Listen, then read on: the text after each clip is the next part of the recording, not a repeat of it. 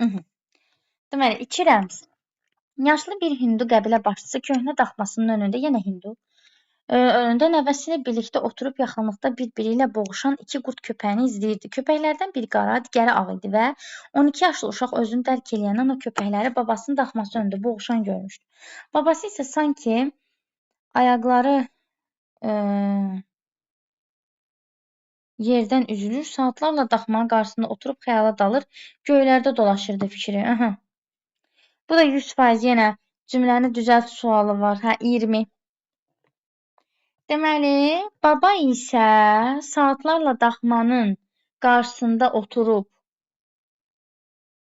xəyala dalır, sanki ayaqları yerdən üzülür, fikri göylərdə dolaşırdı. Sanki ayaqları yerdən üzülür, fikri göylərdə dolaşırdı. Deməli, babası isə saatlarla daxmanın qarşısında oturub xəyala dalır, sanki ayaqları yerdən üzülür, fikri göylərdə dolaşırdı. Şu, düzəltdik. Çox da belə kaşa-maşa cümlə deyildi deyə düşünürəm, normaldır. Adətən Şimali Amerikanın hindu qəbilələri evlərini özlərini vəhşi heyvanlardan, soyğunçulardan qorumaq üçün iri qurd köpəkləri saxlayırdılar. Bu köpəklər aslan kimi güclü olduğundan, onların qorxusundan daxmanın həndəvərindən quş da uça bilmirdi.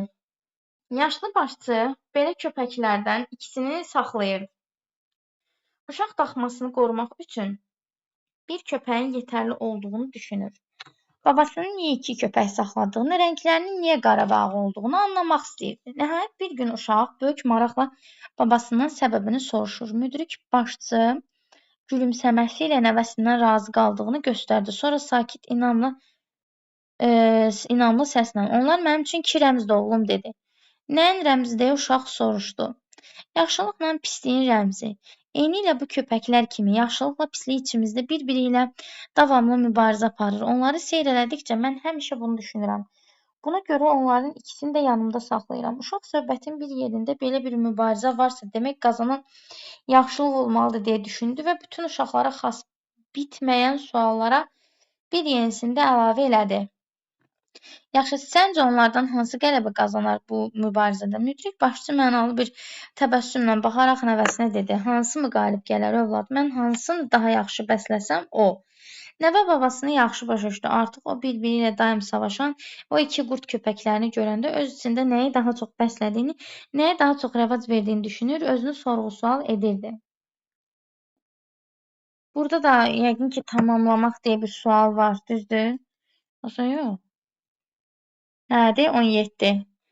Yəni, məsələn, bura nəyə yazarıq, necə tamamlayarıq? Məsələn, bundan sonra baba və nəvə arasındakı, orada deyir ki, baba və nəvə arasındakı münasibəti, bax, sırf yazdığınız cümlə bu münasibətə uyğun olmalıdır. Yazmalısınız ki, baba və nəvə arasındakı bu sevgi dolu münasibət davam elədi. Bu dərs nəvə üçün çox böyük bir önəm daşıdı və həmişə o nə isə bir şey eləyəndə bütün hamısını babasından məsləhət alırdı. Bəli, nəvə babanın məsləhətlərinə diqqətlə qulaq asırdı. Bundan sonra isə nəvə bəli babadan məsləhətlərini almağa davam eləyirdi. Bu tərz cümlələr yazırsınız. 17 ilə 20 getdi. İndi gəlin qapalılara baxaq. Deyir ki, nələr qarşı-qarşıya qoyulur? Deməli, xeyirlə şər uşaqlar, çünki ağ itlə qara it, bir də ahıllıqla gənclik. 2 ilə 3. Niyə? Çünki nəvə gəncdir, baba yaşlıdır, yəni ahıldır. Bu ikisi qarşı-qarşıya qoyulur. C variant. 12-də mətnin məzmununa aid olmayan yaşlı hindunun ürək sıxıntısı. Belə bir şey yox idi axı. Amerika yerlilərinin adəti var. Amerika yerlilərinin adətidir. Özlərini vəhşi heyvanlardan qorumaq üçün iri qurd köpəkləri saxlayırdılar. Niyə və qara ağ?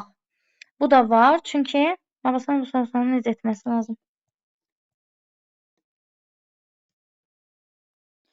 Onun bu sorğu sualında necə etməsi lazım olduğunu deyərək yol göstərdi. Olar. Sonra deməli, 2 ilə 3 var. Niyə qara və ağ? O var, çünki səbəbini deyir ki, o içindəki mübarizəni göstərir. Babanın nəvəsindən narazı qalması. Baba nəvəsindən niyə narazı qalsın? Hələ sevinir ki, o yaxşı ki, bu sualı verir. Deyir, nəvəsindən razı qaldı. 1 ilə 4 cavab olur C. 13-də xeyir də, şər də insanın öz içindədir. Hansını çox üstünlük versən, onu təmsil edərik. Düzdür. Çünki deyir, hansı mı qalib gələr, mən hansını yaxşı bəsləsəm o. Müdrik insanların dili təbiətin dili qədər sadədir. Babanın dili sadə idi. Həyatda yaxşılıq və pislik bir-birlə daim mübarizə aparır. Hansının qələbə çalacağı bizdən asılıdır. Bəli, hansını bəsləsək bizdən asılıdır. 1, 2, 3 D variantı. Cavab da var imiş. Nümunələnmiş hansı cümlə ixtisarlansa mətndəki fikirlər arasında əlaqə pozulmaz? Deməli, baxaq cümlələrə.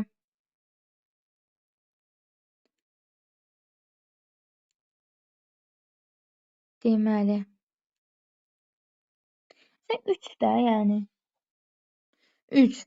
Çünki baxın, biri silsəz, mətnin girişini pozarsınız.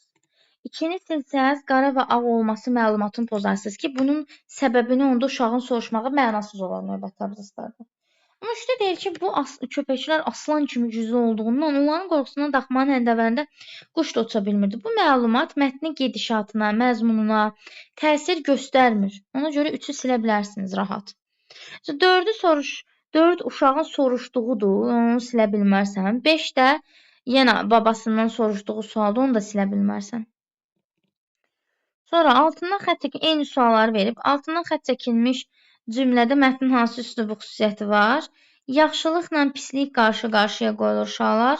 Ona görə iki zidd anlayış qarşılaşdırılır ki, biz buna da təzad deyirik.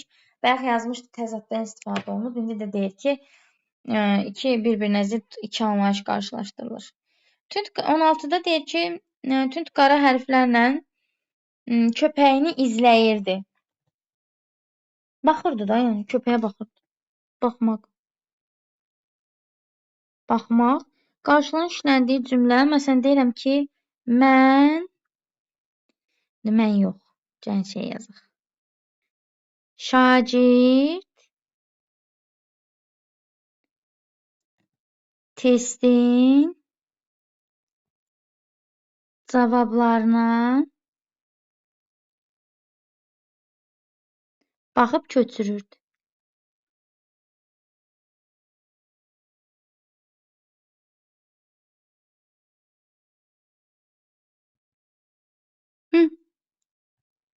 İzləmək, baxmaq.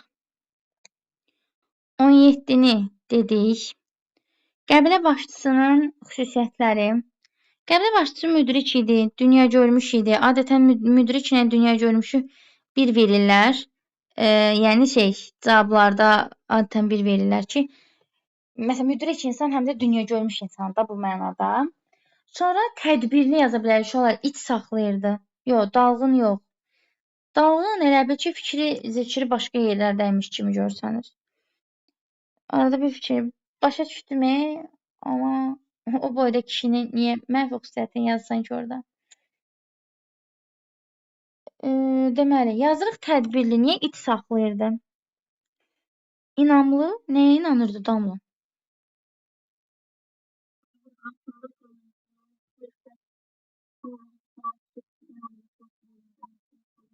Bir dəfə inamlı danışıb deyində ona inamlı yazmaq. İnamlı sanki gələcəyə inanır falan. Bu tərz götürürlər. İnanmıram ona bal versinlər o tərz yazanda. Yəni o birisi düzdür də dünya görmüş. İnamlı səsə aiddir, orada kişiyə aid deyil. Səsi inamlı olub yetimin. Sonra dediyimiz kimi burada deyir ki, Hindu qəbilələrinin evlərini və özlərinin vəhşi heyvanlarda belə bir adətləri var idi. Adət-ənənəyə sadiq qalan yaza bilərik inşallah. Adətlərə sadiq. Sonra tədbirli yaza bilərik. Çünki iç saxlayırdı ki, qorunsun evi. Tədbirli. Məsləhət sahibi xüsusiyyət kimi xarakterizləyən xüsusiyyət kimi götürülərmi? Məsləhətcil yaza bilərik. Bu ingilis dilində qəşəng çıxır. Məsləhət verən kimi, advisor. Amma Azərbaycanda onu bir sözlə əvəz edə biləcəyimiz bir kəlmə yoxdur təəssüf ki. Məsləhətcil yazmaq olar. Məsləhətcil. Belə. Sonra 19 yenə eyni sualdır. Birinci abzası ümumiləşdirən cümlə istəyir. Yaşlı bir hindu qəbilə başçısı iki qurd köpəyini izləyir. Deməli, ağ və qara köpəyini izləyir yaza bilərsiniz. Və 12 yaşındakı nəvəsi də həmin itləri həmişə boğuşan görmüşdü. Yəni uşaq illərdir ki, babasını həmişə bir-biri ilə boğuşan iki qurd köpəyini izləyən görürdü. Bir dənə cümlə bunu yaza bilərsiniz. Yəni beliş 5 baldır da bu. 20-də dedik. Asan idi.